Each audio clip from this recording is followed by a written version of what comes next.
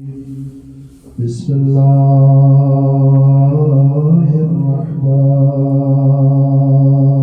الرحيم الحمد لله رب العالمين الحمد لله الذي لا يبلغ بدحته القيلون ولا يحصي نعماءه العدود ولا يحقي حقه المجتهدون الذي لا يدركه بعد الهمم ولا يناله غوص الفطن الذي ليس لصفته حد محدود ولا ذات موجود ولا أجل ممدود ولا وقت معدود فطر الخلائق بقدرته ونشر الرياح برحمته وودد بالسكون بيداد أرضه والصلاة والسلام على سيد المرسلين خاتم النبيين شفيع المذنبين أنيس الغريبين رحمة للعالمين راحة العاشقين مراد المشتاقين شمس العارفين سراج السالكين مصباح المقربين محب الفقراء والغرباء والمساكين سيد الثقلين نبي الحرمين إمام القبلتين وسيلة ذا في الدارين صاحب قاب قوسين محبوب رب المشرقين والمغربين جد الحسن والحسين مولانا ومولى الثقلين أبي القاسم محمد اللهم صل على محمد وآل محمد والصلاة والسلام على سيد المظفر والشجاع الغضفر والإمام المطهر علي أمير المؤمنين والصلاة والسلام على سيدة الجليلة المظلومة المخدومة علي فاطمة الزهراء سلام الله عليه. أما بعد فقد قال الله تبارك وتعالى في القرآن الكريم قوله الحق وهو أصدق الصادقين. بسم الله الرحمن الرحيم ادعوني أستجب لكم إن الذين يستكبرون عن عبادتي سيدخلون جهنم داخلين. صلوات اللهم صل على محمد وآل محمد. برادران عزیز، صاحب خاندان کے مرحومین، خصوصاً والدین کے کے سارے ثواب کے لیے ایک دفعہ سورہ فاتحہ کی تلاوت فرمائے. بسم اللہ الرحمن الرحیم. إياك نعبد وإياك نستعين اهدنا الصراط المستقيم صراط الذين بسم الله الرحمن الرحيم. ولم يكن له بسم الله الرحمن الرحيم. بسم الله الرحمن الرحيم.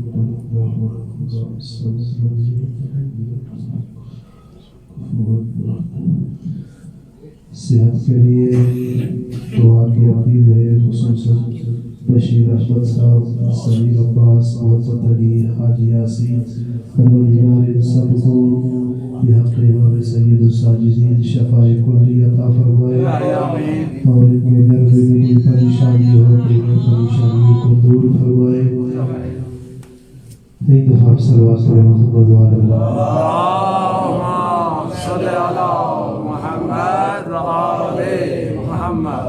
برادران عزیز، آپ کی خدمت میں قرآن مجید کی ایک آیت مبارکہ کی تلاوت کی. خدا بند عالم فرماتا ہے ادعونی استجب لکم، مجھ سے پکارو، مجھے پکارو، میں تمہارے پکار سننے والا ہوں، تمہاری دعاؤں کو مستجاب کرنے والا ہوں. اور وہ لوگ جو خدا سے دعا نہیں کرتے، الذین یستکبرون عن عبادتی، جو میری عبادت میں استکبار کرتے ہیں، تکبر کرتے ہیں، ان کے لیے جہنم میں خدا نے جہنم بنایا ہے اور اس میں داخل کریں گے. ان میں تمام مفسرین کا اتفاق ہے. یہاں پہ عبادت سے مراد دعا ہے. جو بندہ خدا سے مانگتا نہیں ہے، رب کائنات ان کے لیے جہنم بناتا ہے. میرے عزیز، دعا کن کن ہستیوں نے دعا مانگی ہے؟ آپ قرآن مجید کا مطالعہ کریں تو دعا حضرت آدم کی دعا قرآن میں موجود ہے. حضرت نوح، حضرت ابراہیم، حضرت موسیٰ، حضرت عیسیٰ خاتم الانبیاء، حضرت سلیمان، حضرت ایوب، حضرت داؤد، حضرت زکریا، حضرت یوسف، حضرت یعقوب، ان تمام انبیاء کی دعا قرآن مجید میں موجود ہے. ان کے علاوہ دعا مانگی ہے اہل ایمان نے بھی. حضرت آسیہ بنت مزاحم جو زن فرعون ہے، ان کی دعا بھی موجود ہے. اصحاب کہف کی دعا بھی موجود ہے. اور ان کے علاوہ اور بھی اہل ایمان کی دعا قرآن مجید میں موجود ہے. تو اس کا مطلب ہے دنیا کے اہل ایمان تمام انبیاء کی سیرت دعا مانگنا ہے. اور یہ فرماتے ہیں کہ دعا کے حوالے سے اب دعا سلاح المومن، دعا سلاح مومن یا سلاح مومن ہے. ایک اور جگہ پہ حدیث میں آئی ہے کہ دعا سلاح انبیاء ہے، یعنی انبیاء کی جو سلاح اسلحہ ہے وہ دعا ہے. معصوم فرماتے ہیں کسی اور چیز سے اتنا دوسرے کو زخم نہیں لگا سکتا جتنے دعا کے ذریعے سے لگا سکتا ہے. اب آپ دیکھیں کہ دعا مانگنا یہ ہمارا فریضہ خداوند عالم اس بندے کو پسند کرتا ہے جو دعا کرے.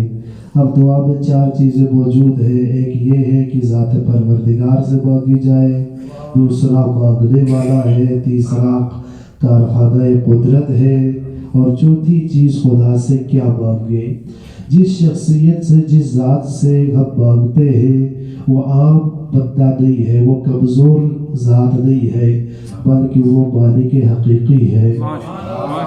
ہم مالک ہے تو مالک مجازی ہے. ہم بیوی کے مالک ہے زندگی تک، جب مر جائے تو بیوی کا مالک نہیں ہے. بیٹے کا مالک جب تک زندہ ہے، اس کے بعد ملکیت ختم ہو جاتی ہے. امیر المومنین نے بڑا خوبصورت جملہ کہا دنیا کے بارے میں. مولا فرماتے میں دنیا کی حقیقت تمہیں بتا دوں، یہ دنیا جس میں آپ سمجھتا تھا یہ میری بیوی ہے، لیکن تم مر کے قبر میں آئے ہو، تمہاری بیوی کا شوہر کوئی اور ہے. جس گھر کو تم سمجھتا تھا یہ میرا گھر ہے، اپنے گھر کے دروازے پہ لکھا ہوا تھا یہ خالد کا گھر ہے، لیکن تمہارے مرنے کے بعد یہ جمشید کا گھر بن گیا ہے. جس جائیداد کو آپ نے بنائی تھی، جو زمین آپ نے لی تھی، جو گھر آپ نے بنایا تھا، وہ ساری چیزیں جو پیسے بینک بیلنس آپ کے ہیں، آپ سمجھ رہا تھا یہ ساری چیزیں میرے لیے ہیں. اگر آپ کے بچے چھوٹے ہیں، نابالغ ہیں، آپ نے اپنے لیے کفن الگ نہیں کیا تو آپ کو کفن بھی نہیں دے سکتا. اور وہ بچے جو آپ کے بعد میں جائیداد آپ کی ہے، ساری چیزیں آپ کی ہے، لیکن آپ کے نام پہ وہ خرچ نہ کرے تو آپ کو ملے گا نہیں. آپ مالک نہیں ہے، آپ مالک مجازی ہے، ہماری کوئی حیثیت نہیں ہے. اسی لیے امیر المومنین بڑے بڑے خرابات جو محلوں کو دیکھ کر جب خراب ہوئے، اس وقت جو پہلے محلات بنے ہوئے تھے ان کے نشانات موجود تھی، مولا ان کی طرف اشارہ کر کے فرماتے تھے تمہارے اندر سکون سے بیٹھنے والے کہاں گئے. تو لہٰذا اگر مالک ہے تو خداوند عالم ہے جو مالک حقیقی ہے. ہماری جوانی کا مالک ہے، ہمارے بڑھاپے کا مالک ہے، ہمارے والدین کا مالک ہے، ہماری صحت کے مالک ہے. اتنی قدرت والا مالک ہے وہ پروردگار. اگر کسی کو بغیر والدین پیدا کرنا چاہے تو وہ شخصیت پیدا کر سکتا ہے، وہ ذات پیدا کر سکتی ہے. اگر وہ خدا چاہے تو کسی کو باپ کے بغیر بھی پیدا کر سکتا ہے. اگر کسی کو جوانی پلٹا دینا چاہے تو حضرت زلیخا کو جوانی پلٹا دینا. وہ قدرت رکھتا ہے وہ ذات کو پروردگار. مانگے تو وہی ذات ہے جس سے مانگی جائے. اور وہ رب ہے جو قدیم ہے، ہمیشہ سے ہمیشہ رہے گا. اس شخصیت سے، اس ذات سے مانگنی چاہیے، اس سے نہیں جس کی ابتدا اور انتہا کی خبر سب کو ہو. اس ذات سے مانگی جائے جو صاحب قدرت ہو، طاقت رکھتا ہو. کسی پر کمزور سے نہ مانگی جائے بلکہ قادر مطلق سے مانگی جائے جو رب کائنات ہے، جس کو دنیا کی خبر نہ ہو، کسی چیز کی خبر نہ ہو. اس کے دروازے پہ جانے سے بہتر ہے اس کے دروازے پہ جائے جو کائنات کے ہر ذرے کا علم رکھتا ہے، جو ہمیشہ سے زندہ ہے، ہمیشہ زندہ رہے گا. وہ ایسی ذات ہے جو جس میں چاہے اپنا کلام پیدا کر سکتا ہے. اس سے مانگی جائے. اور دنیا کے لوگ آپ کہتے ہیں کہ مجھے کوئی چیز، کسی چیز کی ضرورت ہے، ہزاروں بہانے آپ کے سامنے وہ رکھ دیں گے. مجھے یہ مجبوری ہے، یہ مجبوری ہے، یا وہ کہے گا میں کل دوں گا، پرسوں دوں گا، لیکن وعدے کا وفا نہیں کرتا. اس ذات سے کیوں نہیں بنتا جو صادق ہے، سچا ہے اپنے وعدے میں. تو جس ذات سے مانگی جائے وہ قابل صاحب قدرت ہے. دوسری چیز یہ ہے کہ اس کے کارخانہ قدرت، کہ دنیا کا کوئی بھی شخص ہو جس کا کارخانہ ہو، اگر مانگنے کے لیے جائے کچھ عرصہ تک شاید چل جائے، پھر اس کے بعد ختم ہو جائے گا. لیکن اس ذات سے مانگی جائے جس کا کارخانہ کبھی ختم نہیں ہوتا. حضرت موسیٰ علیہ السلام کے لیے خدا نے یہی فرمایا تھا کہ موسیٰ جب تک میرے خزانے کا ختم ہونے کا یقین نہ ہو تو رزق کے بارے میں فکر مند نہیں ہونا. اور تیسرا ہے خود انسان جو رب کائنات سے مانگے. قرآن مجید کا جملہ ہے انتم الفقراء، آپ فقیر ہیں لیکن خدا غنی ہے. تو لہٰذا فقیر کو چاہیے کہ غنی کے دروازے پہ جائے اور امیر سے غنی سے مانگے. ایک دفعہ صلوات پڑھے محمد.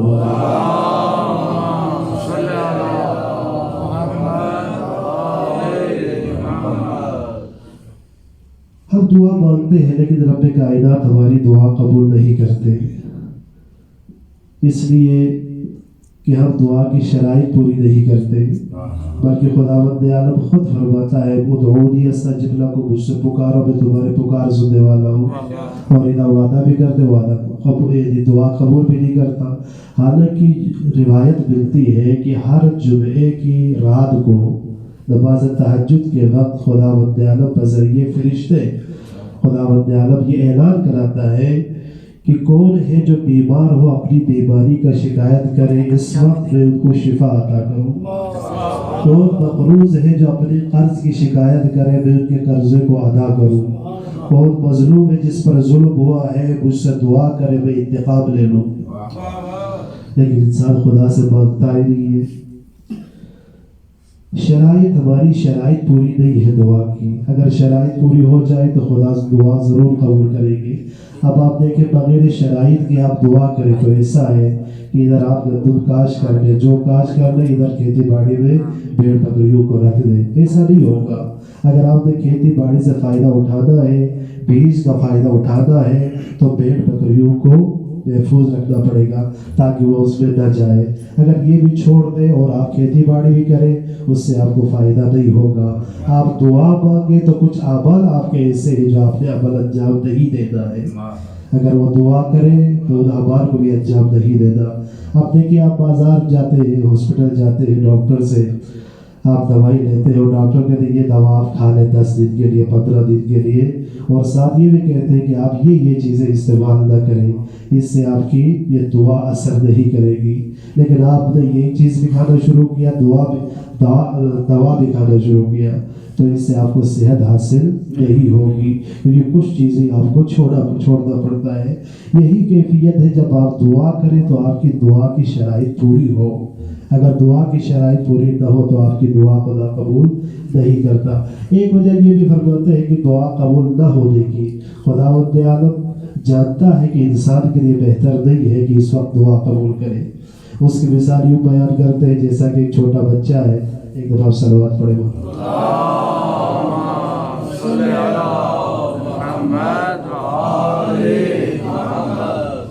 एक छोटा बच्चा है, वो बच्चा मांगता है कि अपने वालिदैन से कि मुझे ये छुरी दे दे, और वालिदैन जानते हैं कि अगर इसको छुरी दे ये अपने आप को काट लेगा, लेकिन उसके रोने के बावजूद वालिदैन उसको नहीं देते।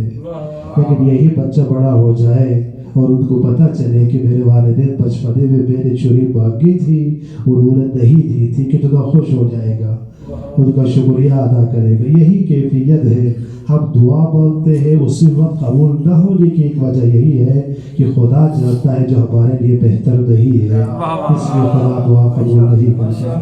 नारे तकबीर, अल्लाहु अकबर, नारे रिसालत, या रसूल अल्लाह, नारे हैदरी, नारे सलवात,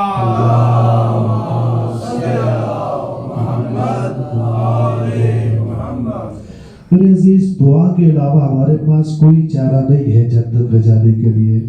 कि आपके नमाज में इतनी ताकत है कि आपको जन्नत तक पहुंचा दे, आपके रोज़े में इतनी ताकत है कि आपको जन्नत तक पहुंचा दे, लेकिन आपके पास एक चीज़ है दुआ, कि हो सकते हैं रब्बे कायनात तुम्हारी दुआ कबूल करे और आपको जन्नत अता करे।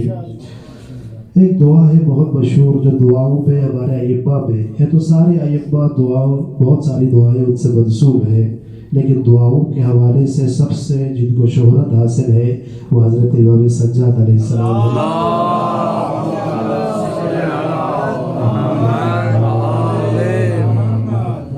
इमाम अलैहिस्सलाम की एक लंबी दुआ है, दुआए मकारिम अखलाक। ये दुआ इतनी खूबसूरत दुआ है, हम सबको चाहिए कि एक दफ़ा तर्जुमे के साथ, अगर तफसीर के साथ न पढ़े, कम अज़ कम तर्जुमे के साथ शुरू से आखिर तक पढ़े, ताकि इंसान को पता चले कि मैं कौन हूँ, मेरी कुदरत क्या है।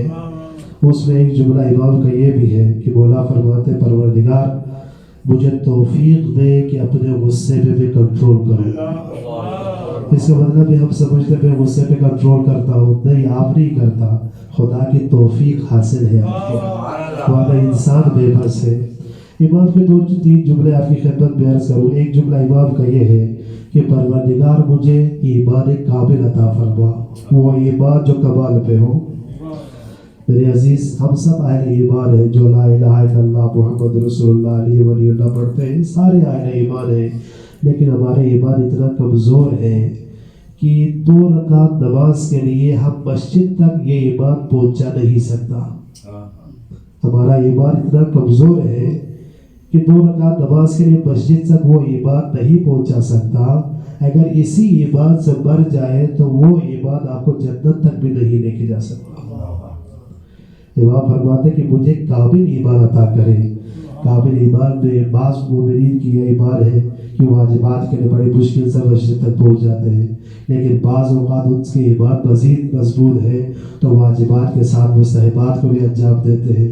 बाज़ लोगों के इससे बढ़ के ईमान है कि वो मुहर्रमात से अपने आप को बचाते हैं और मकरूहात से भी अपने आप को बचाते हैं, तो वो काबिल ईमान लोग हैं जिनके ईमान कमाल पे हो। और दूसरा इमाम ने यह फरमाया परवरदिगार मुझे यकीन अता करे, मुकम्मल यकीन, यकीन की आखिरी मंजिल मुझे अता करे, यकीन मुहकम मुझे अता करे। میرے عزیز ہمارا یقین اتنی حد تک کہ دنیاوی چیزوں کے حوالے سے اگر کوئی بندہ آپ سے کہہ دے آپ وہ فیکٹری کا ملازم ہے، آپ سے کہے کہ آپ ٹھیک ہو جائے ورنہ تمہارے خلاف میں درخواست دوں گا، آپ کا ٹرانسفر ہوگا یہاں سے کسی اور جگہ پہ، آپ بہت زیادہ ڈر جائے گا، ہر بندے سے کہے گا میری سفارش کرے کیونکہ اس بندے نے کہا کہ مجھے یہاں سے نکال دیں گے۔ یہ دنیا کے حوالے سے میرا یقین ہے، آپ اور میرا یقین ہے، لیکن خدا پہ ہمارا اتنا یقین نہیں ہے۔ خدا نے فرمایا اگر یہ گناہ کرے تو قبر میں جل جائے گا، یہ گناہ کرے تو میدان محشر میں شرمندگی ہوگی۔ یہ کیوں کرتے ہیں ہم اس کے باوجود بھی گناہ؟ اس لیے کہ ہماری یقین کمزور ہے، یقین کے کمزور ہونے کی وجہ سے یہ گناہ اور خطا ہم کرتے ہیں۔ اس کے بعد امام فرماتے ہیں کہ مجھے نیت، بہترین نیت مجھے عطا کرے، قابل نیت مجھے عطا کرے۔ میرے عزیز دنیا میں نیکیاں کرنے والے بہت سارے لوگ ہیں، بڑی بڑی کتابیں لکھی، بڑے بڑے مدارس بنائے، بڑی بڑی مسجدیں بنائے، بڑی بڑی تقریریں کرتے ہیں، بڑی بڑی نمازیں پڑھاتے ہیں، ٹھیک ہے۔ اگر وہ نمازیں پیغمبر اسلام کی یہ حدیث مبارکہ ہے کہ پیغمبر اسلام نے پوچھا اپنے اصحاب سے کہ مسکین کون ہے، تو کسی نے کہا یا رسول اللہ جس کے پاس سال کا خرچہ نہ ہو، دوسرے نے کہا یا رسول اللہ جن کے پاس دن کا خرچہ نہ ہو، مختلف تعریفیں کی۔ پیغمبر نے فرمایا سب کی تعریفیں اپنی جگہ پر درست ہے، لیکن جو تعریف میں کر رہا ہوں وہ سن لے۔ پیغمبر فرماتے مسکین وہ بندہ ہے دنیا میں بڑی بڑی نیکیاں وہ جا کے کر کے چلے جائے، لیکن خدا کے درگاہ میں پہنچ جائے اس کا ہاتھ خالی ہو، وہ سب سے بڑا مسکین ہے۔ اس لیے ان کی نیکیاں دنیا میں نیکی تو بہت بڑی تھی، لیکن ان کی نیت خدا کے لیے نہیں تھی، کسی اور کے لیے تھی۔ میرے عزیز نیکی کرنا مشکل نہیں ہے، تقریر کرنا مشکل نہیں، نمازیں پڑھانا مشکل نہیں ہے، مدرسہ بنانا مشکل نہیں، مسجد بنانا مشکل نہیں ہے، ان تمام نیکیوں میں خدا کے لیے کرنا یہ سب سے مشکل ہے۔ اسی لیے علماء فرماتے ہیں کہ ہمیں نیکی سے زیادہ نیت کا مسئلہ بہت ہوتا ہے۔ ایک عالم دین تھا 30 سال، اس نے ایک دفعہ اس تقریر آیت اللہ بحر العلوم ہے کہ ایک دفعہ اپنے طلباء کے درمیان میں آیا، بہت خوش تھا۔ طلباء نے پوچھا کہ آقا ہم نے آپ کو کبھی بھی اتنا خوش نہیں دیکھا تھا، آج آپ بہت خوش ہیں۔ تو آقا نے کہا کہ میں نے 30 سال کی محنت سے آج خدا کے لیے 2 رکعت نماز پڑھی ہے۔ 30 سال کی محنت کے بعد آپ خود دیکھیں، آپ نماز کے لیے جاتے ہیں، کوئی عبادت کرتے ہیں، دل میں آپ کے کیا ہوتے ہیں؟ اب یہ ہم سب مجلس سن رہے ہیں، مجلس کر رہے ہیں، میں پڑھ رہا ہوں، یہ مجلس میری نیکی ہے یا میں آپ کو دکھاوے کے لیے کوئی بات کر رہا ہوں؟ صاحب مجلس نے یہ انتظام کیا ہے، ان کی کیا نیت ہے؟ آپ مومنین آئے ہیں کس لیے آئے ہیں؟ یا تعلقات کی وجہ سے آئے ہیں؟ تو پھر اس کا اتنا اجر نہیں ہوگا جتنا اجر ہمیں مجلس سے ملتی ہے۔ تو امام فرماتے مجھے بہترین نیت عطا کرے۔ تو نیت بہت مشکل کام ہے کہ ان کی نیت، انسان کی نیت نیکی کی طرف ہو۔ ایک دفعہ آپ صلوات پڑھیں۔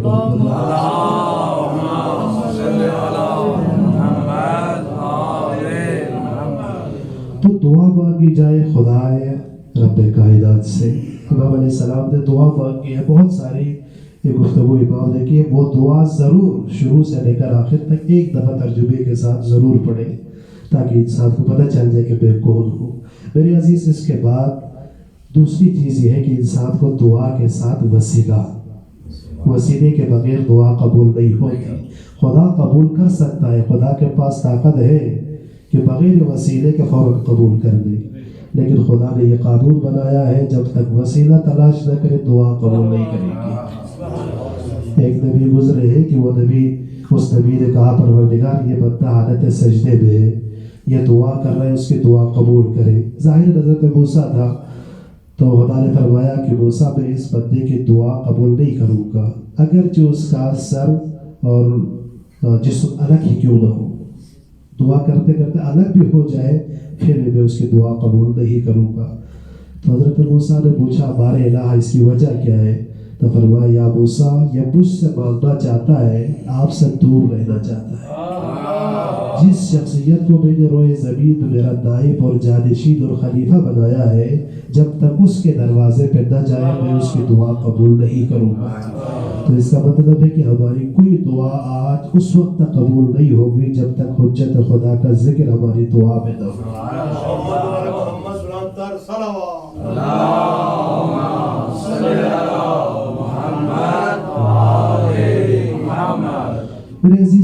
ہستیاں ہیں جو خدا نے وسیلہ ہی بنایا ہے، جن پہ حضرت محمد مصطفیٰ کی ذات گرامی ہے، جناب امیر کائنات ہے، جناب سیدہ ہے، جناب امام حسن، امام حسین، ائمہ اہل بیت، یہ وسیلہ پروردگار ہے۔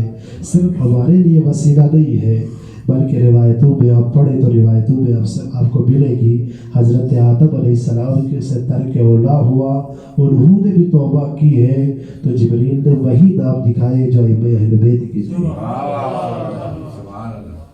اور ایک عجیب تفسیر کی ہے آیت اللہ محمد حسین طباطبائی نے کہ خداوند عالم نے فرمائی انی جاعل فی الارض خلیفہ، میں روئے زمین پہ خلیفہ بنانے والا ہوں۔ تو فرشتوں نے اعتراض کیا، کہا کہ اے پروردگار آپ روئے زمین پہ خلیفہ بنا رہے ہیں تو یفسد فی الارض ویسفک الدماء ونحن نسبح بحمدک ونقدس لک، ہم ایک دفعہ صلوات پڑھے محمد۔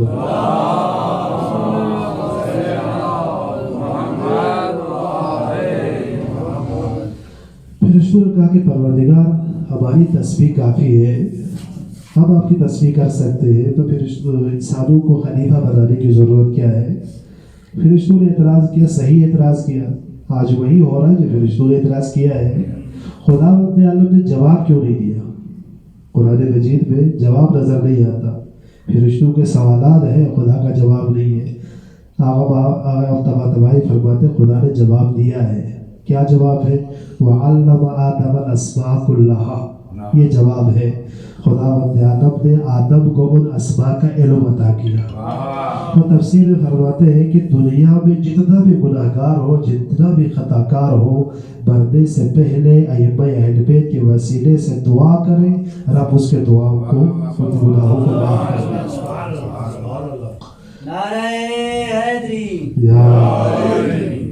تو وسیلہ پروردگار ہے۔ ان میں جناب خاتم الانبیاء کی ذات گرامی، پیغمبر اسلام کے حوالے سے امام سجاد کی جتنی دعائیں آپ پڑھیں تو پیغمبر کا نام ضرور ملتا ہے، اللہم صلی علی محمد وعلی محمد۔ اور یہ حکم بھی ہے کہ آپ اپنی دعاؤں میں پہلے 3 دفعہ صلوات پڑھیں، اس کے بعد دعا کے بعد بھی 3 دفعہ صلوات پڑھیں تاکہ خداوند عالم اس دعا کو قبول کرے۔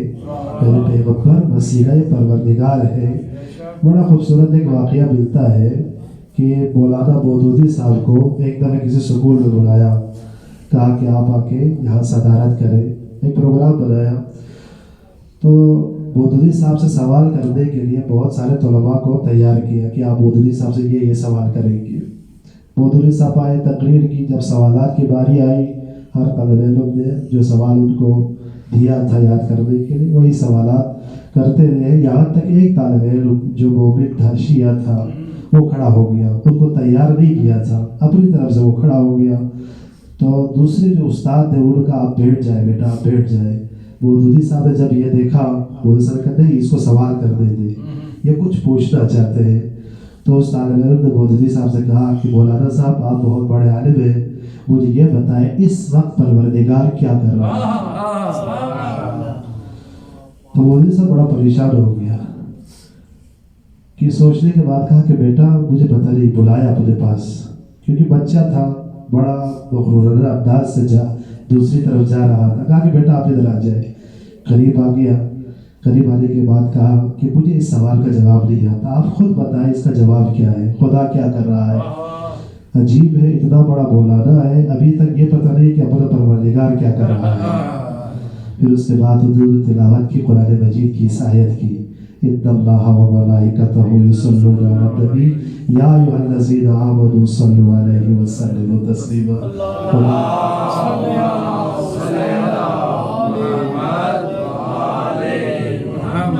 خدا اور خدا کے فرشتے محمد و آل محمد پر درود بھیجتے، اہل ایمان تمہاری ذمہ داری بھی ہے آل محمد پر درود۔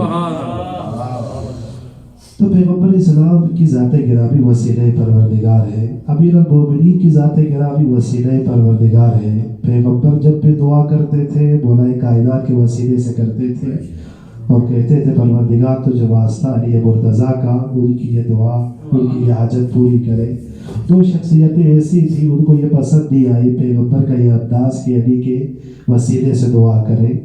تو یہ نہیں کہ آج کے زمانے میں مولا کائنات کی فضیلت سے لوگوں کو تنگ ہوتی تھی یا پسند نہیں کرتے تھے، اس وقت بھی یہ حالت تھی۔ حضرت ابو ذر کی یہ کیفیت تھی، جب رسول اللہ جناب امیر المومنین کی فضیلت بیان کرتے تھے تو حضرت ابو ذر پیغمبر درمیان میں تھوڑی دیر کے لیے بھی خاموش ہو جائے تو جناب ابو ذر کہتے تھے زدنی یا رسول اللہ، مزید بیان کر یا رسول اللہ۔ یہ حضرت ابو ذر کی کیفیت تھی۔ بعض لوگوں کو یہ بھی ناپسند ہے کہ رسول اللہ مولا کائنات کے وسیلے سے دعا کرے۔ دو بندے مسجد میں بیٹھے رہے کہ ہم دیکھتے کہ کبھی تو رسول اللہ ہمارے واسطے سے دعا کریں گے۔ ایک دفعہ ایسا ہوا کہ امیر المومنین مسجد میں داخل ہوئے، مولا کائنات داخل ہونے کے بعد کہا یا رسول اللہ میں بیمار ہوں، میرے حق میں دعا کریں۔ تو رسول اللہ نے دعا کی تو وہ بندے انتظار میں تھے کہ آج ابھی خود بیمار ہے، تب سے دیکھتے ہیں کہ رسول کس طرح دعا کرتے ہیں۔ اب رسول اللہ نے ہاتھوں کو بلند کیا اور کہا کہ پروردگار تو جو واسطہ علی کا، علی کو شفا عطا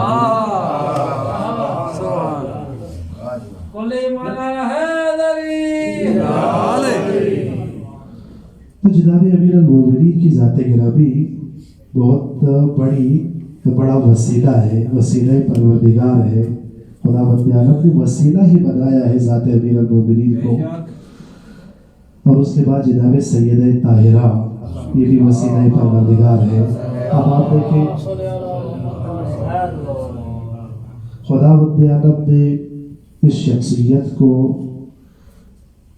کسی اور صلب میں منتقل نہیں کیا، جنت سے ڈائریکٹ محمد مصطفیٰ کے صلب میں داخل کیا ہے۔ اس کے بعد بطن حضرت خدیجہ میں، اس کے بعد دنیا میں آئی ہے۔ تو دنیا میں آنے کے بعد اتنی عزت و احترام کہ ان کی عزت کے لیے رسول اللہ اپنی جگہ سے کھڑے ہو جاتے تھے، جناب سیدہ کے پیشانی کا بوسہ لیتا تھا اور جناب سیدہ کے ہاتھوں کو سونگھتا تھا۔ تو جناب سیدہ نے ایک دفعہ پوچھا کہ بابا آپ میرے ہاتھوں کو سونگھتا ہے یہ کیوں؟ تو جناب رسول اللہ نے فرمایا بیٹی آپ کے ہاتھوں سے جنت کی خوشبو آتی ہے، اس لیے میں سونگھتا ہوں۔ اب آپ دیکھیں کہ جناب سیدہ کی اتنی عزت کبھی دیکھا ہے پیغمبر نے کسی اور کے ساتھ اتنا رویہ اختیار کیا ہو، کسی اور کی عزت اتنی کی ہو؟ کسی اور کی اتنی عزت پیغمبر نے نہیں کی، بلکہ سارے سرنگون تھے پیغمبر کے سامنے، سب عزت کرتے تھے پیغمبر کی، لیکن جس کی عزت پیغمبر کرتے تھے وہ جناب سیدہ ہے۔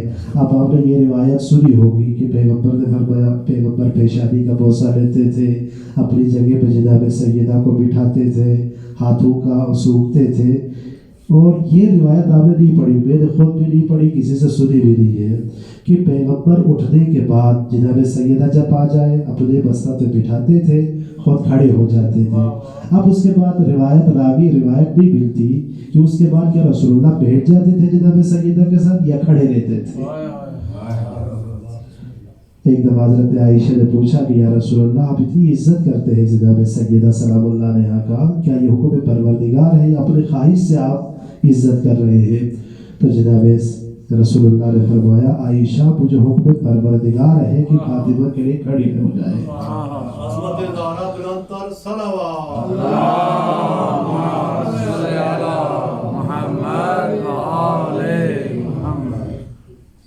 اب اتنی عزت رسول اللہ کر رہے ہیں، خداوند عالم کے مخصوص طریقے سے دنیا میں آئے ہیں، پیغمبر اتنی عزت کر رہے ہیں، تو ایک عام شخصیت نہیں ہے جناب سیدہ، بلکہ یہ شفیع روز محشر ہے۔ ایک روایت ملتی ہے جب امام حسین کی یہ مسائل بیان کی رسول اللہ نے، تو جناب سیدہ نے کہا تھا بابا میں اس وقت تک جنت پہ نہیں جاؤں گی جب تک میرے حسین پہ رونے والے جنت پہ نہ جائیں۔ یہ شفیع ہے جناب سیدہ سلام اللہ علیہا۔ اب آپ دیکھیں یہ برکت ہے جناب سیدہ کے نام میں کہ مروان بن حکم اپنے زمانے کا سب سے بڑا دشمن اہل بیت تھا۔ اب آپ دیکھیں رسول اکرم کا نقل اتارتا تھا اور پیغمبر اسلام نے یہ اور ان کے چچا کو مدینہ سے نکال دیا تھا۔ اس کے بعد میں اب اس کے اپنے خاندان نے کسی بندے نے ان کو واپس لایا تھا مدینہ میں، پھر اس کے بعد اپنا داماد بنایا تھا۔ مولا کائنات کا بہت بڑا دشمن تھا۔ اس نے ایک دفعہ مسجد نبوی میں مولا کائنات کی توہین کی تو حضرت ابوالفضل عباس نے ان کو پکڑ لیا، مسجد سے باہر نکال دیا۔ تو کسی بندے کو جرأت نہیں ہوئی کہ ابوالفضل عباس کے پاس آ جائے، کیونکہ ہر بندہ جانتا تھا یہ وارث امیر المومنین ہے۔ اب یہ بندہ بھی سمجھ گیا کہ عباس کے ہاتھ سے مجھے چھڑانے والا کوئی نہیں ہوگا، فوراً اس نے ایک چالاکی کی، اس نے کہا کہ کسی بندے سے جاؤ حسن ابن علی سے کہو کہ تمہارے ماں کا میں وسیلہ دیتا ہوں، مجھے چھوڑ دے۔ اب وہ بندہ گیا امام حسن کے پاس، امام حسن کو جب یہ کہا، امام حسن نے امام حسین سے کہا کہ بھیا حسین جائے اور اس بندے کو چھوڑ دے، عباس سے کہہ دے بندے کو چھوڑ دے، مروان کو چھوڑ دے، اس لیے کہ اس نے میرے سامنے اس ہستی کا وسیلہ دیا ہے جس کو میں رد نہیں کر سکتا۔ اب آپ نے صرف حضرت فاطمہ کا نام استعمال کیا ہے، یہ بندہ مطلب پرست تھا، مجبوراً اس نے ایسا کیا تھا، لیکن مجبور ہی کیوں نہ ہو، جناب فاطمہ کے نام کی اتنی عزت کہ امام حسن نے ان کو چھوڑ دیا۔ اور آپ دیکھیں حضرت حر بن یزید الریاحی 1000 شیطانوں کا لشکر کا یہ سردار بن کے آیا تھا، صرف ایک چیز اس کے ذہن میں تھی، ایک محبت تھی، عزت تھی جناب سیدہ کا۔ امام حسین کو روکا تھا، امام حسین نے فرمایا تھا تمہاری ماں تمہارے غم میں روئے، اس نے کہا تھا فرزند رسول میں بھی کہہ سکتا ہوں، لیکن میں جانتا ہوں تمہاری ماں فاطمہ زہرا ہے۔ یہ عزت کی تھی صبح عاشور یہاں کی جناب امام حسین کے پاس۔ اب دیکھیں اولاد فاطمہ کتنے قریب ہے، حالانکہ کسی بندے سے آپ کی لڑائی ہو جائے، جب صلح کی بات آ جائے تو ایک دوسرے سے شکوہ شکایات کرتے ہیں، کہتے تم نے آپ نے یہ کیا، میرے ساتھ یہ ظلم کیا، یہ ظلم کیا، ایک دوسرے کو بتاتے ہیں۔ لیکن سرکار سید شہداء کی قریبی کو آپ دیکھیں، جب حر آیا تو یعنی کہا حر تمہاری وجہ سے میری بہنیں یہاں پر موجود ہیں، میری سکینہ پیاسی ہے تو تمہاری وجہ سے، میرا علی اصغر پیاسا ہے تو تمہاری وجہ سے۔ کچھ بھی نہیں کہا امام حسین نے، بلکہ کہا حر جب پہلی دفعہ تم آیا تھا میرے پاس پانی موجود تھا، میں نے پانی پیش کیا ہے، آج میرے پاس پانی بھی نہیں ہے کہ میں تمہارے سامنے پیش کروں۔ جناب سیدہ کا وہ نام تھا جس کی وجہ سے حضرت حر لعنت اللہ سے نکل کے علیہ السلام بن گیا۔ میرے عزیز تاریخ کی بہت عظیم شخصیت ہے، آج بھی موجود ہے۔ 1980 میں ان کی وفات ہوئی، آیت اللہ محمد حسین طباطبائی، اتنی عظیم شخصیت، فرانس کا ایک بندہ، ایک فلسفی، ہر ہفتے میں ایک دن جہاز کا ٹکٹ لے کے ایران آتے تھے علامہ محمد حسین طباطبائی کا درس لیکچر سننے کے لیے، اتنی عظیم شخصیت تھی۔ اور شہید مرتضیٰ مطہری فرماتے ہیں حضرت ابن عباس سے لے کر آج تک کوئی مفسر حضرت آیت اللہ محمد حسین طباطبائی جیسے نہیں ہے۔ آیت اللہ جوانی آمنی کہتے ہیں کہ مجھے امید نہیں ہے کہ 200 سال بعد تک کوئی ایسا مفسر آ جائے جو تفسیر المیزان والی کی طرح ہو۔ اتنی بڑی تفسیر کمال کی لکھی ہے، ساری تفاسیر کو آپ دیکھ لیں، ان میں تفسیر کی ہے آیت کو حدیث کے ذریعے سے، لیکن اس تفسیر کی خصوصیت یہ ہے آیت کی تفسیر کی ہے آیت کے ذریعے سے۔ یہ عظیم شخصیت، اتنے بڑے عالم، یہ کیسے اتنے بڑے عالم بنے؟ کہتے ہیں کہ یہ چھوٹا تھا، ان کو پڑھانے کے لیے ان کا استاد آتا تھا، ان کے والد صاحب کا دوست تھا، پڑھاتا تھا لیکن اس کو کچھ بھی نہیں آتا تھا، اتنا نالائق تھا کہ ایک دفعہ استاد نے کہا کہ بیٹا میں آپ کو نہیں پڑھا سکتا۔ پھر چند دن گزرنے کے بعد کہا تمہارے والد کے ساتھ میری تعلقات تھی اس لیے میں آتا تھا، اب تمہارے والد کے تعلقات کو میں نہیں دیکھوں گا، آپ کو چھوڑ کے میں چلا جاؤں گا۔ تو طباطبائی صاحب کہتے ہیں اپنے استاد سے کہ آپ چند دن انتظار کریں، میں کوشش کروں گا سمجھنے کی۔ کہتے ہیں کہ اس کے بعد میں قریبی کسی مسجد میں گیا، جا کے 2 رکعت نماز پڑھی، جناب سیدہ کو ہدیہ کیا، اس کے بعد میں نے دعا کہ پروردگارہ تجھے واسطہ تیری کنیز فاطمہ زہرا کا میرے سینے کو کشادہ کر دے۔ یہ کہنا تھا۔ ہم دوسرے طباطبائی کہتے ہیں میں کھڑا ہو گیا تو مجھے ایسا محسوس ہو گیا میرا جسم وزنی ہو گیا ہے۔ اس کے بعد میں استاد کے سامنے گیا تو استاد نے جب مجھے پڑھایا تو مجھے ایسا محسوس ہوا یہ سارے جو استاد پڑھا رہا ہے میں پہلے یہ سارے پڑھ چکا ہوں۔ اتنا بڑا عالم بنا وسیلہ جناب سیدہ طاہرہ کے ذریعے سے۔ اب آپ دیکھیں ایک اور عالم ہے، ایک برجا بھی عالم بھی ہے، آیت اللہ محمد کاظم قزوینی، انہوں نے بڑی بڑی کتابیں لکھی، امام زمانہ کے حوالے سے کتاب لکھی، مہدی من المہدی الی الظہور، جناب امیر المومنین کے بارے میں کتاب لکھی، علی من المہدی الی اللحد، جناب سیدہ کے بارے میں اور بھی کئی کتابیں انہوں نے لکھی۔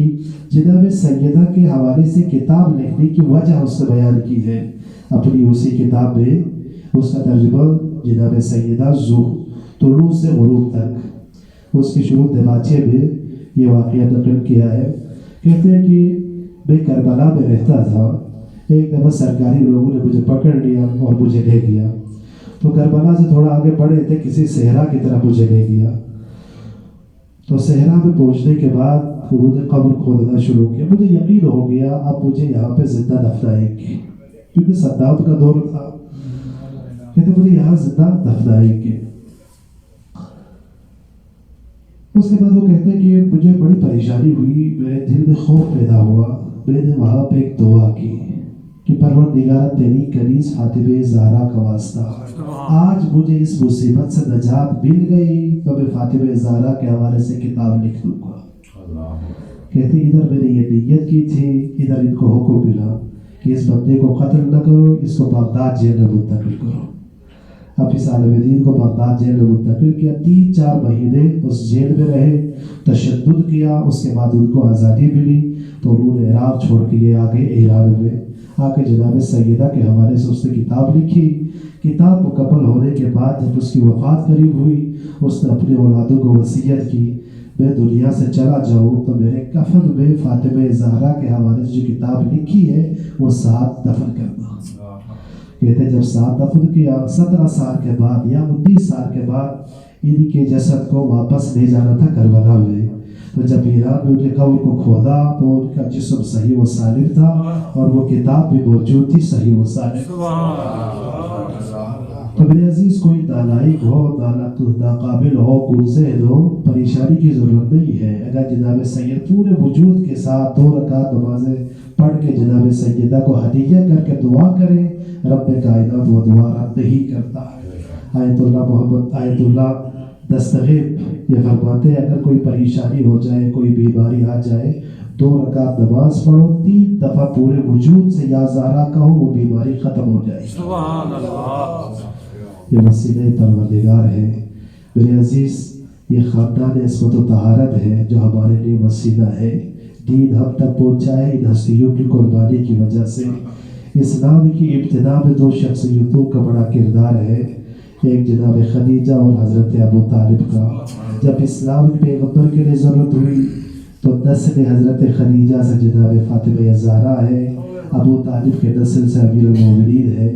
اسلام کی جب بقا کی بات آئی تو حضرت خدیجہ کی نواسی ہے، حضرت ابو طالب کا پوتا ہے، انہوں نے ہی اسلام کو بچایا ہے۔ میرے عزیز واقعہ کربلا میں امام حسین علیہ السلام جب دنیا سے جانے کا وقت قریب آیا، شہادت قریب ہوئی، تو امام علیہ السلام نے وصیت کی، جناب سید ساجدین کو امام زین العابدین سے وصیت کی، امام زین العابدین کے ساتھ جناب زینب سے بھی وصیت کی۔ 3 وصیتیں حضرت زینب کے ساتھ مخصوص کی ہے امام حسین نے۔ ایک وصیت یہ تھی کہ بہن زینب میری شہادت کے بعد سید سجاد کی حفاظت کرنا تمہاری ذمہ داری ہے، یہ وارث امامت ہے، ان کی حفاظت کرے۔ دوسری ذمہ داری یہ ہے میری شہادت کے بعد میرے یتیموں کی حفاظت کرنا ہے۔ تیسری ذمہ داری یہ ہے کہ میرا پیغام دنیا تک پہنچانا ہے۔ اب آپ دیکھیں یہ علی کی بیٹی کا کردار ہے، ورنہ غدیر خوب میں 1.25 لاکھ مسلمان راویان حدیث، قاریان قرآن سب موجود تھے، 1.25 لاکھ پیغمبر کی زبان سے غدیر خوب میں سن رہے ہیں، لیکن آج غدیر ہمارے شیعوں کے گھر میں بھی موجود نہیں ہے، ہمیں بھی معلوم نہیں ہے غدیر، لیکن کربلا ایسی جگہ پہ واقع ہوئی ہے جو صحرا و بیابان ہے، پوری طاقت کے ساتھ کچلنے کی کوشش کی، اس کے باوجود بھی ہر گھر میں کربلا موجود ہے، یہ علی کی بیٹی کا کردار ہے۔ تو پیغام کربلا دنیا تک پہنچایا ہے جناب زینب سلام اللہ علیہا نے۔ دوسری وصیت یہ تھی کہ سید سجاد کی حفاظت، کیسی حفاظت کی؟ فرماتے کہ روز عاشور جب خیموں کو آگ لگی تو بیویاں ایک خیمے سے دوسرے خیمے میں، دوسرے خیمے سے تیسرے خیمے میں، یہاں تک کہ ساری بیویاں امام سجاد کے خیمے میں داخل ہوئی۔ تو جناب سجاد سے کہا کہ بیٹا سجاد ہمیں کیا حکم ہے کہ ہم خیمے میں جل جائیں یا خیمے سے باہر نکل جائیں؟ تو امام سجاد نے فرمایا پھوپھی ابا جلنا شریعتاً جائز نہیں ہے، آپ خیمے سے باہر نکل جائیں۔ امام سجاد کے حکم ملتے ہی جناب زینب خیمے سے باہر نکلی۔ ایک روایت کرنے والا روایت کرتا ہے میں دیکھ رہا تھا خیمے کے باہر ایک بلند قامت خاتون کھڑی تھی، اپنی کمر کو سیدھی کر رہی تھی اور ایسا محسوس ہو رہا تھا اس خاتون کی کوئی قیمتی شے خیمے میں موجود ہے. خیمہ جل رہا تھا. اتنے میں وہ خاتون خیمے میں داخل ہوئی. سید سجاد کو اپنے پشت میں اٹھا کے خیمے سے باہر نکال کے لائی. سید سجاد کی حفاظت کی ہے جناب زینب نے. جب سید سجاد کی نظر پڑی امام حسین کے جسم اطہر پہ، سید سجاد کی حالت غیر ہوئی. موت کے آثار چہرے پہ ظاہر ہوئے. جناب زینب قریب آئی. بیٹا سجاد صبر کرو. کہا پھوپھی ابا کیسے صبر کروں؟ یہ عمر سعد ملعون ہے، اپنے جسدوں کو دفنایا ہے، ابا عبداللہ کو ایسے ہی چھوڑ دیا ہے، میں کیسے صبر کروں؟ جناب زینب فرماتے بیٹا سجاد میں نے سنا ہے آپ کے جد علی مرتضیٰ سے، میرا بابا علی مرتضیٰ سے، کہ میرا بھیا حسین کی قبر کی زیارت کے لیے پوری دنیا سے مومنین آئیں گے. امام سجاد کو حوصلہ دیا. جناب زینب سلام اللہ علیہ نے جب یزید نے کہا تھا دربار میں کہ سید سجاد کو شہید کرے تو علی کی بیٹی آگے کھڑی ہوئی. کہا کہ یزید جب تک میں زندہ ہوں سجاد کی طرف نہ بڑھے، میری شہادت کے بعد سجاد کو شہید کرے، لیکن میں سجاد کو شہید کرنے نہیں دوں گی. یہ حفاظت کی سید سجاد کی، امامت کی حفاظت کی. اور تیسری ذمہ داری تھی یتیموں کی حفاظت. اور کیسے یتیموں کی حفاظت کی؟ شام غریبان کا وقت ہے. علی کی بیٹی ہر بیوی سے پوچھتی تھی تمہارے بچے پورے ہیں، تمہارے بچے پورے ہیں، تمہارے بچے پورے ہیں. ایک بیوی کہنے لگی کہ بیوی میرے 2 بچے نہیں ہیں. تو جناب زینب صحرا کی طرف بڑھی. ام کلثوم سے کہا بہن ام کلثوم میرے ساتھ چلے. ایک جگہ پہ پہنچی، گودی سی بنی ہوئی تھی، 2 بچے باہر ڈال کے سوئے ہوئے تھے. جناب زینب نے ہاتھ رکھا تو زینب نے یہ فرمایا انا للہ و انا الیہ راجعون. وہ دونوں بچے شہید ہو چکے تھے. میرے عزیز جناب زینب نے حفاظت کی ہے ہر طریقے سے. جب آپ پہنچی ہے کوفہ میں تو حضرت مسلم کا جسم موجود تھا. تو جناب سجاد سے کہا بیٹا سجاد مسلم ابن عقیل کا جسم یہاں سامنے موجود ہے، عاتقہ ہمارے ساتھ موجود ہے. ایسا کوئی کام کرے کہ عاتقہ کو نظر نہ آئے. لیکن ایسا ہوا کہ اتنے میں جناب عاتقہ نے خود دیکھا حضرت مسلم کے جسم کو. حضرت عاتقہ برداشت نہ کر سکی، وہاں پہ شہادت واقع ہوئی.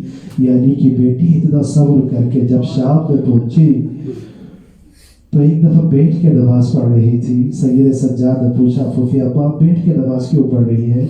کہا بیٹا سجاد کھانا کم آتا ہے، پانی کم آتا ہے، میں اپنے حصے کا کھانا اور پانی بچا کے رکھتی ہوں، جو بچہ مانگے ان کو پیش کرتی ہوں. آج اتنی کمزوری آئی کہ میں کھڑے ہو کے نماز نہیں پڑھ سکتی، بیٹھ کے نماز پڑھ رہی ہوں.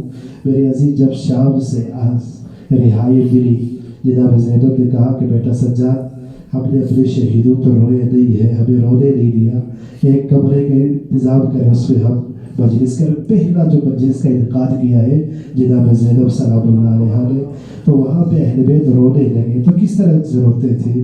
کیا کوئی مسائل بیان کرنے والا تھا؟ ایسا نہیں تھا، بلکہ بیویاں روتی تھی، رو رو کے تھک جاتی تھی. تو ایک بیوی کہتی تھی واہ حسینہ، تو بیویاں روتی تھی، رو رو کے تھک جاتی تھی. تو دوسری بیوی کہتی تھی واہ علی اکبر، تو روتی تھی، رو رو کے تھک جاتی تھی. تو تیسری بیوی کہتی تھی واہ علی اصغر، تو روتی تھی بیویاں. جب شام سے رہائی مل کے کربلا کی طرف آئے تو راستے میں جو راستے سے ساتھ آنے والا بندہ تھا اس نے کہا بیوی یہاں 2 راستے ہیں، ایک کربلا کی طرف ہے ایک مدینے کی طرف. بیٹا امام سجاد سے جناب زینب نے کہا بیٹا سجاد پہلے ہم کربلا جائیں گے. حضرت امام سجاد کی سرکردگی میں کربلا کی طرف بڑھے. تو امام سجاد پہلے تھے. حضرت سجاد سے پہلے حضرت جابر پہنچے ہوئے تھے. جابر نابینا تھا، پہنچا ہوا تھا. جابر نے محسوس کیا کوئی قافلہ ہماری طرف آ رہا ہے. اپنے غلام سے کہا غلام جا کے دیکھو، ہو سکتا ہے یہ میرا مولا سجاد ہو. غلام نے کہا کہ مولا سجاد کی نشانی کیا ہے؟ کہا کہ میرا مولا سجاد توانا ہے، مضبوط جسم کا مالک ہے، 23 سال کا جوان ہے، آپ جا کے دیکھ کے آ جائیں. حضرت جابر کا غلام چلا گیا دیکھنے کے لیے، واپس آیا. کہا جابر وہ آپ کا مولا سجاد نہیں ہے، کمزور بندہ ہے، ضعیف ہو چکا ہے، قبر جھکی ہوئی ہے. ایسا قافلہ کا سردار ہے، آپ کا بولا سجاد نہیں ہے۔ جب امام سجاد قریب پہنچے، امام سجاد خود دوڑتے ہوئے جابر کی طرف بڑھے۔ میرے عزیز، آپ نے خود، ہم سب کو معلوم ہے انسان پر جب بھی مصیبت آ جائے وہ برداشت کرتے، دشمنوں کے سامنے برداشت کرتا ہے، لیکن جب اپنا کوئی دوست آ جائے، کوئی چاہنے والا آ جائے، اس کے سامنے وہ بے بس ہو جاتا، وہ بیان کرتا ہے۔ حضرت امام سجاد کربلا سے لے کر کوفہ، کوفہ سے لے کر شام، شام سے واپس کربلا تک امام کو کوئی ایسا بندہ نہیں ملا تھا جس کو بیان کرے۔ جب امام کربلا میں پہنچے، حضرت جابر کو دیکھا، دوڑتا ہوا امام جابر کی طرف بڑھے اور جابر کو اپنے سینے سے لگایا اور واقعی کربلا بیان کیا، یہاں تک کہ حضرت جابر سے کہا، جابر اب میری پھوپھیاں آ رہی ہیں، آپ دور چلے جائیں۔ جابر نے کہا، مولا میری آنکھ نہیں ہے۔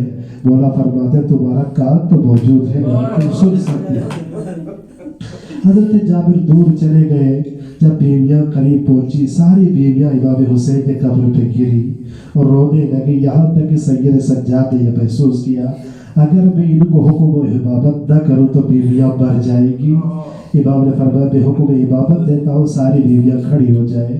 ساری بیویاں کھڑی ہو گئی تو امام سجاد سے جناب زینب نے پوچھا، بیٹا سجاد یہ قبر کن کی ہے جو سامنے موجود ہے؟ کہا کہ یہ میرا بھائی علی اکبر کی قبر ہے۔ تو بیوی علی اکبر کی قبر پہ گریہ کیا، ساری شہیدوں کے قبور کی زیارت کی۔ اس کے بعد جناب زینب نے کہا، بیٹا سجاد ساری قبور تو آپ نے دکھائی ہے، لیکن میرا بھیا عباس کی قبر کہاں ہے؟ کہا پوتے ابا وہ فرات کے کنارے پہ چچا عباس کی قبر ہے۔ اب بیویاں تیار ہوئی، جناب زینب نے ایک وصیت کی، بیویوں کربلا سے لے کر کوفہ، کوفہ سے شام، شام سے واپس یہاں تک جتنی مصیبتیں آئی ہیں وہ ساری مصیبتیں عباس کے قبر پہ بیان کرے، لیکن عباس کو یہ نہیں کہنا ہم سکینہ چھوڑ کے آئے ہیں۔ اللہ لعنت اللہ علی القوم الظالمین وسيعلم الذين أيهم ينقلبون۔ پروردگار ہمارے یہ قلیل اعمال تیری درگاہ میں قبول و منظور فرما، پروردگار ہماری پریشانیوں کو دور فرما، ہماری حاجتوں کو پوری فرما، سوائے غم سید الشہداء تمام غموں سے ہمیں نجات فرما، عالم تشیع کی حفاظت فرما، ایران، عراق، لبنان، پاکستان کے مومنین کی عزت و آبرو جان و مال کی حفاظت فرما، پروردگار ہمارے علماء کو اپنے علوم پہ عمل کرنے کی توفیق عطا فرما، ہمارے نوجوانوں کو توبہ انابت کی توفیق عطا فرما، ہماری مذکورات کو فتح و حیا پاک دامنی عطا فرما، پروردگار ہم سب کو مرنے سے پہلے توبہ کی توفیق عطا فرما، مرنے کے بعد محمد و آل محمد کی شفاعت نصیب فرما، پروردگار صاحب خانہ کی پریشانیوں کو دور فرما، ان کی حاجتوں کو پوری فرما، ان کے گھر میں خیر و برکات کا نزول فرما، ان کے اولادوں کی حفاظت فرما، ان کے مرحومین کی مغفرت فرما، ان کے مقروضین قرضوں کو ادا فرما، ان کے بیماروں کو شفاء کلی عطا فرما، آفات و بلیات و سماوی و عارضی سے ان کو نجات فرما، برحمتک یا ارحم الراحمین۔